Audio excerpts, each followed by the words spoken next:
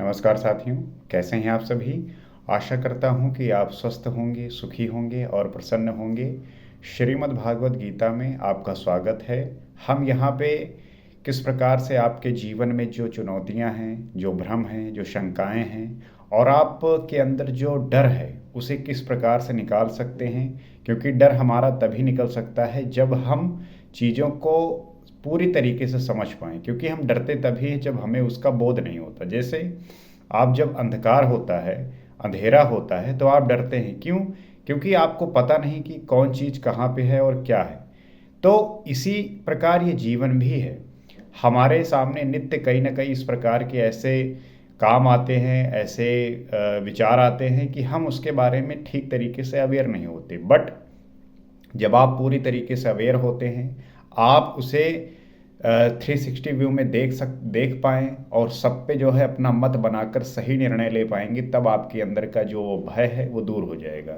और उसके लिए आवश्यक है कि आप जो ये अभी की दुनिया है, जो अभी इस जिस तरीके से जी रही है, वो बहुत फास्ट है और बहुत ज़्यादा सोचने पे ध्यान नहीं देती। उसका बस ये है कि इंस्टेंट होनी चाहिए चीज़ें। जैसे फास्ट फूड हो गया है कि आप वेट नहीं करते कि खाने में कितना समय लगेगा, आपको बस ये चाहिए कि कितनी जल्दी काम हो जाए। तो इतनी फास्ट फॉरवर्ड लाइफ में आप अपने डिसीजन को किस तरीके से देखते हैं, किस तरीके से लेते हैं, ये भी निर्भर करता है। क्योंकि आपका डिसीजन ही आपके जीवन को जो है बनाएगा और बिगाड़ेगा। तो इसी बात को जिस तरीके से आपके जीवन में विभिन्न चुनौतियां होती हैं निर्णयों को लेके, ठोस कदम उठाने से पहले, उसी प्रकार अर्जुन के भी जीवन में ये जो है डाउट आया। तो उनके साथ तो श्री कृष्ण जी थे, उन्होंने उनको समझाया और उन्हीं की बात को श्रीमद् भागवत गीता में उल्लेखित है। इसको आप अध्ययन के माध्यम से पढ़ सकते हैं, चिंतन मंथन करके याद कर सकते हैं और अपने जीवन में अप्लाई कर सकते हैं। लेकिन इस भाग दौड़ जिंदगी में लोग पढ़ने का कहते हैं कि समय नहीं मिलता, लेकिन समय हमेशा होता है। आप बस इस ध्यान रखने की आवश्यकता है कि जहाँ पे आप यूज कर रहे हैं उसका आपके जीवन में वो महत्व है, कहीं आप वेस्ट तो नहीं कर रहे हैं। अगर इस बात से बोधित हो जाएंगे तो पढ़ने का समय अवश्य मिल जाएगा। तो नहीं पढ़ पा रहे हैं, ट्रेवलिंग में आप सुन सकते हैं, देख सकते हैं। तो इसी प्रकार हम वीडियो के माध्यम से इस बात की चर्चा करेंगे। अगर आपको ठीक लगे, आपको अच्छा लगे तो आप सुन सकते हैं, देख सकते हैं और बातों को समझ सकते हैं। तो आइए देखते हैं। एवं प्रवर्तितम चक्रम नानुवर्तयतीह अघायुरेन्द्र या रामो मोघम पार्थ सा जीवति। तो श्री कृष्ण कह रहे हैं, हे पार्थ, जो पुरुष इसी लोक में मनुष्य शरीर प्राप्त कर इस प्रकार चलाए हुए साधन चक्र के अनुसार नहीं बरतता, अर्थात दैवी संपद का उत्कर्ष, देवताओं की वृद्धि और परस्पर वृद्धि के द्वारा अक्षय धाम को प्राप्त करना, इस क्रम के अनुसार जो नहीं बरतता, इंद्रियों का आराम चाहने वाला, वो पपायु पुरुष व्यर्थ ही जीता है। तो श्री कृष्ण ये बात कहते हैं कि जो व्यक्ति इस संसार में अपने इंद्रियों के सहारे और मन के द्वारा इस इंद्रियों के आराम को चाहने वाला जो व्यक्ति है, वो जो है वो पपायु जो है, ऐसा पापी जो है वो व्यर्थ ही जीता है। क्योंकि जब तक वो अपने इंद्रियों के सहारे जिएगा, आराम चाहेगा, मन की कही हुई बातों पर सदैव चलेगा, अपनी बुद्धि का प्रयोग नहीं करेगा और बुद्धि के द्वारा उस मन को सही दिशा में लगाकर इष्ट चिंतन में, भजन में और ऐसा इस प्रकार से उसका जो मनुष्य शरीर प्राप्त हुआ है कि वो साधन चक्र के अनुसार नहीं बरतता, अर्थात दैवी संपत्ति का जो उत्कर्ष है, देवताओं की वृद्धि के लिए, परस्पर वृद्धि के लिए अक्षय धाम को नहीं प्राप्त करने की कोशिश करता, तो उसका इस संसार में जीवन जो है वो व्यर्थ है। तो योगेश्वर श्री कृष्ण ने अध्याय 2 में कर्म का नाम लिया और इस अध्याय में बताया कि नियत कर्म का आचरण करें। तो अध्याय 2 में ही कर्म का जो है जिक्र हो गया था, हमने पिछले एपिसोड में देखा ही। और यहाँ पे जो है नियत कर्म का आचरण बताया कि जो नियत कर्म है वो किस तरीके से उसका आचरण करना है। तो यज्ञ की प्रक्रिया ही कर्म है। तो जो यज्ञ की प्रक्रिया है वही कर्म है। और कर्म क्या है इसको हमने पिछले एपिसोड में समझा, जाना। इसके सिवाय जो कुछ किया जाता है वो इसी लोक का बंधन है। जो यज्ञ की प्रक्रिया है वही कर्म है, उसके सिवा कुछ भी अगर आप कर रहे हैं तो वो बस इस लोक का बंधन है, इसके सिवा कुछ भी नहीं है। आप नौकरी कर रहे हैं, आप कुछ भी काम कर रहे हों, वो सब जो है आपके कर्म में नहीं आता, वो बस ये लोक का जो है बंधन है। इसलिए संग दोष से अलग रहकर उस यज्ञ की पूर्ति के लिए कर्म का आचरण करें। इसीलिए श्री कृष्ण ये बात कह रहे हैं कि संग दोष से जो है अलग होकर उस यज्ञ की पूर्ति के लिए कर्म का जो है वो आचरण करो, यज्ञ की पूर्ति के लिए। उन्होंने यज्ञ की विशेषताओं पर प्रकाश डाला और बताया कि यज्ञ की उत्पत्ति ब्रह्मा से है। अब प्रकाश डाल रहे हैं कि यज्ञ जो है क्या, उनकी विशेषताएं क्या है। तो श्री कृष्ण कह रहे हैं कि यज्ञ जी की जो उत्पत्ति है वो ब्रह्मा से हुई है। उनका पुरुष तिरोहित हो चुका था, प्राप्ति के साथ अविनाशी परमात्मा ही शेष बचा था, इसलिए वेद परमात्मा से उत्पन्न है। तो जो उनका पुरुष है वो तिरोहित हो चुका है और प्राप्ति के साथ अविनाशी परमात्मा अर्थात जिसका नाश हो ही नहीं सकता, वो शेष बचा था, इसलिए वेद जो है परमात्मा से उत्पन्न हुआ है। इस प्रकार जो है वर्णित है। सर्वव्यापी परमात्मा यज्ञ में सर्वदा प्रतिष्ठित है, और जो सर्वव्यापी परमात्मा है अर्थात जो सबसे परम पद है, जहाँ पे आप ईश्वर को प्राप्त करते हैं, वो सदैव जो है यज्ञ में सर्वदा प्रतिष्ठित है। और इस साधन चक्र के अनुसार जो नहीं बरतता वो पपायु पुरुष इंद्रियों का सुख चाहने वाला व्यर्थ ही जीता है। और इस साधन चक्र के अनुसार जो नहीं बरतता अर्थात इस यज्ञ की प्रक्रिया में नहीं शामिल होता, तो वो जो व्यक्ति है, वो इंद्रियों को जो सुख चाहने वाला व्यक्ति है, वो व्यर्थ ही जीता है। अर्थात ऐसी विधि विशेष है जिसमें इंद्रियों का आराम नहीं है, अपितु अक्षय सुख है। तो ये एक ऐसी विधि विशेष है जिसमें इंद्रियों को तो आपके आराम नहीं है, लेकिन ये अक्षय सुख है, अर्थात कभी भी नष्ट ना होने वाला। इंद्रियों का सुख तो क्या है कि आज आपके लिए खाने के लिए बहुत अच्छा चीज़ है, बहुत सब कुछ सुविधाएं हैं, हो सकता है कि कल ना हो। तो इंद्रियों के सुख यही है कि क्षणिक है, शाश्वत नहीं है। आज आपके पास सुविधाएं हैं, कल हो सकता है कि नहीं हो सकती। तो ये समझ का ही विषय है, बोध का ही विषय है। और इंद्रियों के संयम के साथ इसमें लगने का विधान है। तो जो इंद्रियों के संयम करेगा, जो उस पर नियंत्रण करेगा, वही जो है इसमें लग पाएगा, वही जो है इसको जान पाएगा। इंद्रियों का आराम चाहने वाले पपायु हैं। जो इंद्रियों का आराम चाहते हैं वो चाहते हैं कि आराम से देख सकें, सुन सकें, खा सकें, सूंघ सकें, स्पर्श कर सकें। तो जो इंद्रियों के सुख का जो अनुभव करना चाहते हैं तो वो उनके लिए है ही नहीं। परंतु क्या यज्ञ करते ही रहेंगे या कभी अंत भी होगा?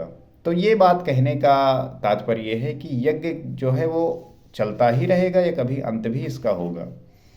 तो इस पर जो है श्री कृष्ण कहते हैं, यश्वात्मतिरेव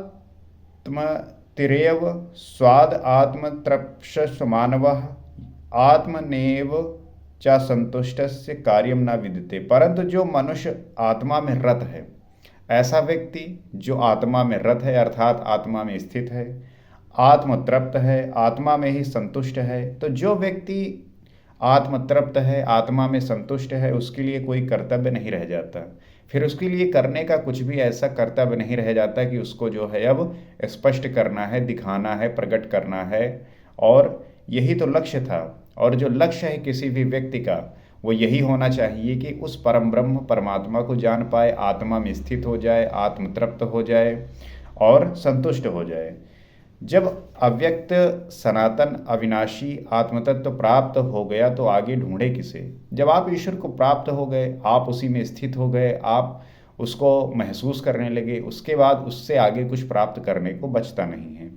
ऐसे पुरुष के लिए न कर्म की आवश्यकता है, न किसी आराधना की। फिर वो जो व्यक्ति है उसके लिए ना ही कोई कर्म की आवश्यकता होती है और ना ही किसी आराधना की। जब तक आप संसारिक जीवन में हैं, इस लोक में हैं, इस लोक बंधन में है, तभी तक जो है आपको ये आराधना, साधना, कर्म करने की आवश्यकता पड़ती है। आत्मा और परमात्मा एक दूसरे के पर्याय हैं। चाहे आत्मा कहिए या परमात्मा कहिए, वो सब जो है एक है।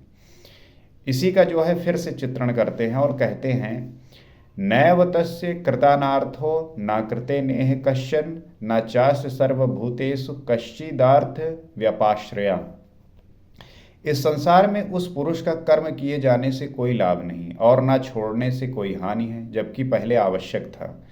तो जब संसार से वो व्यक्ति परे चला गया, ईश्वर में साक्षात्कार हो गया, ईश्वर से जो है उसी ईश्वर की अनुभूति हो गई, फिर उसको करने का भी कोई मतलब नहीं रह जाता, और कुछ छोड़ भी दे ना भी करे तब भी कोई हानि नहीं है। जबकि पहले आवश्यक था। कब आवश्यक था? जब वो संसारी जीवन जी रहा था, जब वो इस वर्ल्ड में था। उसका संपूर्ण प्राणियों में कोई स्वार्थ संबंध नहीं रह जाता। तो उसका जो भी संपूर्ण प्राणी हैं इस संसार में, उसके प्रति कोई भी संबंध नहीं रह जाता।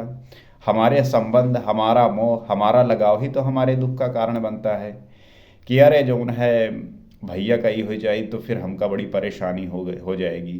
सो this is the main reason why you are so struggling, and one day this will gonna find you that कि जो आप ये चीज़ें महसूस कर रहे हैं ये आपको इससे अवगत कराएंगी। तो आत्मा ही शाश्वत है, जो आपका सोल है यही परमानेंट है, यही जो है शाश्वत है, सनातन है, अव्यक्त है, अपरिवर्तनशील है और अक्षय है। तो आत्मा को ही आप सब कुछ माने, इसी को आप शाश्वत मानिए, सनातन मानिए, अव्यक्त मानिए, अपरिवर्तनशील मानिए, अक्षय मानिए।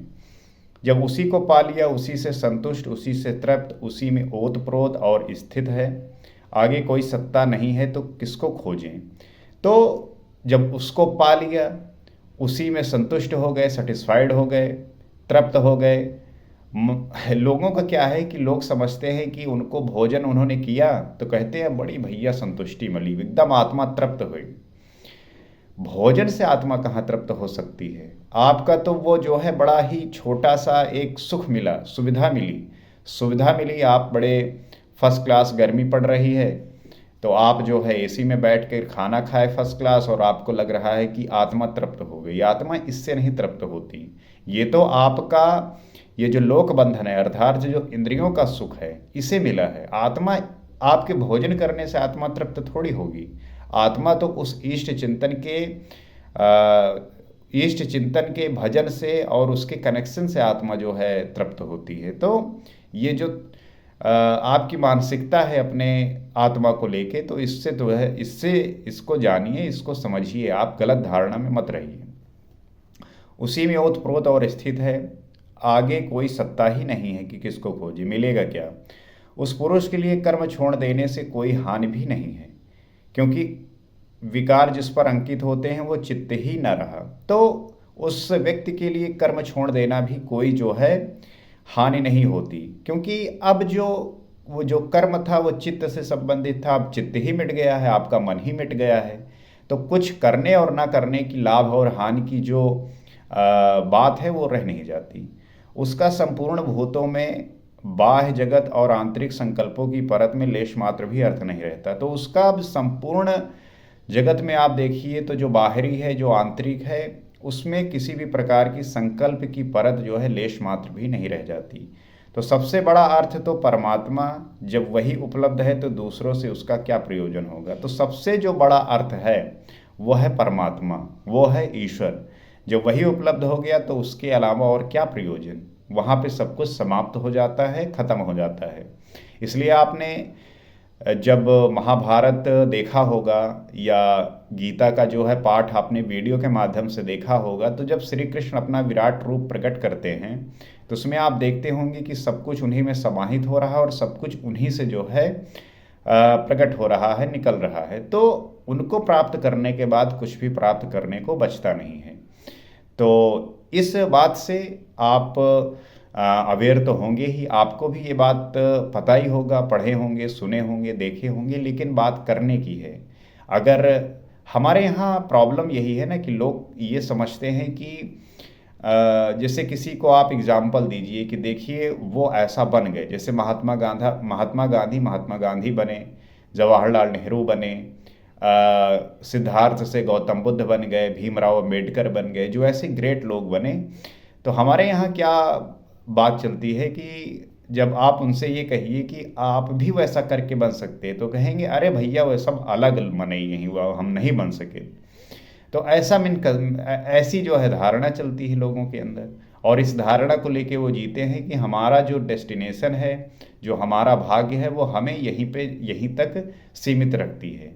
वो अपने आप को खोल नहीं पाते, जान नहीं पाते, जानना नहीं चाहते। एक और समस्या है कि वो जानना नहीं चाहते, उनका जो बुद्धि है वो कुंठित है, वो अपनी सीमाओं को लांघना नहीं चाहते, वो अपनी सीमाओं के अंदर ही बंधे रहना चाहते हैं। तो जब वो उससे लांघेंगे, आगे की चीज़ों को देखेंगे, बनने का प्रयास करेंगे, सीखेंगे, तब वो भी अपने बोध को विकसित कर सकेंगे। और आवश्यक हमारे यहाँ पे यही है कि हर एक व्यक्ति बोध को विकसित करे, तभी जो है हम एक अच्छे देश की और राष्ट्र की कल्पना कर सकते हैं। इसी आशा के साथ कि आप इन बातों को समझ पा रहे होंगे और आप भी अपने माध्यम से उन लोगों को अवेयर करिए, बताइए, ताकि जब हम उनके बीच में जाए तो हमें वैसा महसूस ना हो कि ये वो बात नहीं समझते जो हम समझते हैं। क्योंकि हो सकता है कि आप में से बहुत ऐसे लोग हैं जो एक सीमित समाज से आगे नहीं निकल पाए, लेकिन जिन्होंने देश को देखा है, दुनिया घूमा है और चीज़ों को समझा है, तो वो चीज़ों को उस तरीके से बता सकते हैं, डिटेलिंग में समझा सकते हैं, ताकि वो उन लोगों की जो बुद्धि है उनका भी विकास हो और वो भी उस तरीके से सोच सकें। तो इसी आशा के साथ अगले एपिसोड में हम आगे बात करेंगे। नमस्कार।